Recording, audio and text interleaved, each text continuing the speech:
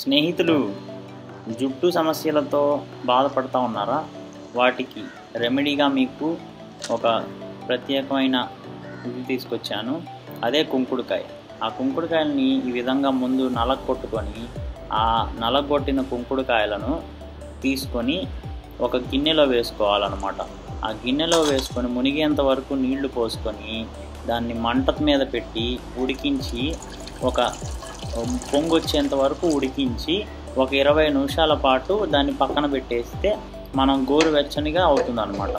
ఆ గోరువెచ్చగా అయిన తర్వాత వాటిని మనం చేత్తో బాగా పిసికేసి దాంట్లో ఉన్న ఆ సబ్బుకు సంబంధించిన పదార్థాన్ని అంతటినీ ఆ నీళ్ళల్లోకి కలిసేట్టుగా చేస్తే మనకి ప్రత్యేకంగా ఇంట్లో షాంపూ లాగా తయారైపోతుంది అన్నమాట.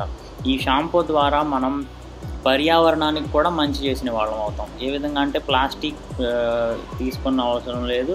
ఇవి ప్రత్యేకంగా మన శరీరానికి కూడా ఎటువంటి హాని కలగజేయవు అన్నమాట. సో దీని ద్వారా మన చుండ్రు పోవడమే కాకుండా దీంతో మనం ఒళ్ళంతా శుభ్రపరచుకోవడం వల్ల ఎటువంటి హానికర క్రిములు కూడా మొత్తం నాశనం అయిపోతాయి అన్నమాట.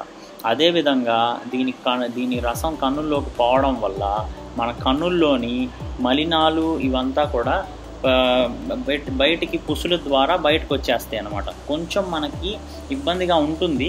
ఒక అరగంట పాటు కళ్ళు కొంచెం మంటలు పుట్టినట్టుగా అనిపిస్తాయి. కానీ దాని ద్వారా మీకు భవిష్యత్తులో కళ్ళద్దాలు వచ్చే అవకాశం కూడా చాలా తగ్గుతుంది అన్నమాట. అదేవిధంగా ఇది ముక్కులోకి కూడా మనం అనుకోకుండానే వెళ్ళిపోతుంది. దాని ద్వారా మన రోగనిరోధక శక్తి చాలా బలపడుతుంది.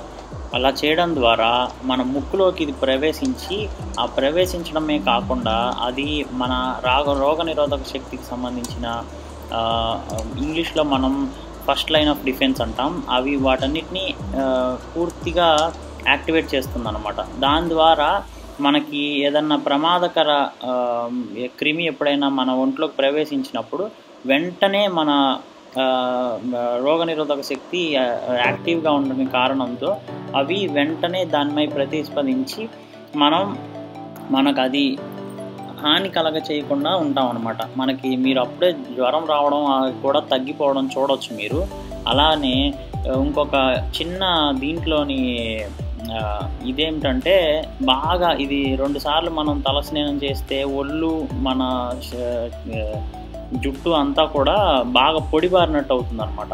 ఆ పొడి బారకుండా ఉండాలంటే మీరు కనుక కొంచెం ప్రత్యేకంగా ఒక 10 నిమిషాల ముందు తలకి ఒంటికి కొంచెం కొబ్బరి నూనె కానీ ఏదన్నా నూనె రాసుకోవడం ద్వారా అది పొడి బారకుండా మన శరీరాన్ని ఉంచుకోవచ్చు అన్నమాట.